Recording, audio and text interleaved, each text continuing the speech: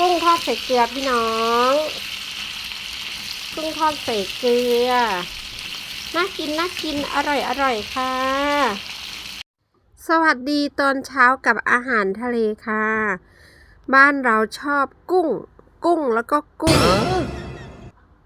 อิ่มอร่อยกับเมนูกุ้งกันเลยนะคะวันนี้ไม่ว่าจะเป็นปลาหมึกหรือกุ้งบ้านเราก็ชอบ